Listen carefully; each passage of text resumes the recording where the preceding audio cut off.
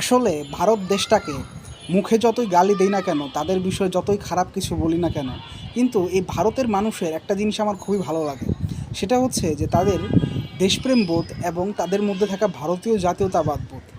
একটা জিনিস চিন্তা করেন যে আহ, ভারতের স্বার্থ সংরক্ষিত হয় এমন যে কোনো বিষয়ে সবসময় ভারতের সকল রাজনৈতিক দল এবং ভারতের জনগণ তারা সবসময় কিন্তু একমত থাকে।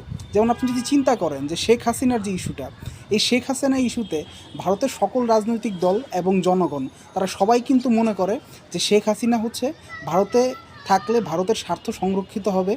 আবার যদি আমরা চিন্তা করি যে ইসরায়েল ইস্যুতে ভারতের সাধারণ জনগণ এবং ভারতের সকল রাজনৈতিক দল তারা কিন্তু মনে করে যে ইসরায়েলের পাশে আসলে ভারতের থাকা উচিত এবং এতেই কিন্তু ভারতের স্বার্থ সংরক্ষিত হবে। কিন্তু আমাদের বাংলাদেশের কথা চিন্তা করেন যে এত বড় একটা জুলাই আন্দোলন হইল, বিপ্লব হইল, কিন্তু সংস্কারের পক্ষে সকল রাজনৈতিক দল না, আবার হচ্ছে সকল জনগণও কিন্তু সংস্কারের পক্ষ না। যেমন ধরেন আমি যদি বলি যে দ্বিকক্ষ বিশিষ্ট সংসদ বা দ্বিকক্ষ বিশিষ্ট আসলে আসন ব্যবস্থা, এই জিনিসটার বিষয়ে আসলে সকল রাজনৈতিক দল অদ্ভুতভাবে একমত না। হ্যাঁ, তারপরে হচ্ছে যে আনুপাতিক হারে নির্বাচন ব্যবস্থা, এই বিষয়েও তারা সকলে হচ্ছে একমত না।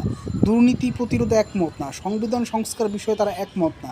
এরকম আরও অনেক বিষয় আছে যেই বিষয়গুলোতে আসলে বাংলাদেশের রাজনৈতিক দল বলেন বা বাংলাদেশের সকল জনগণ বলেন, তারা কিন্তু একমত না। কিন্তু এই জিনিসগুলোতে যদি তারা একমত হইতো তাহলে কিন্তু বাংলাদেশের স্বার্থ সংশ্লিষ্ট হইতো। তো এখন এই বিষয়ে আপনার মতামত কি, কমেন্ট করে জানাই দিবেন। ধন্যবাদ।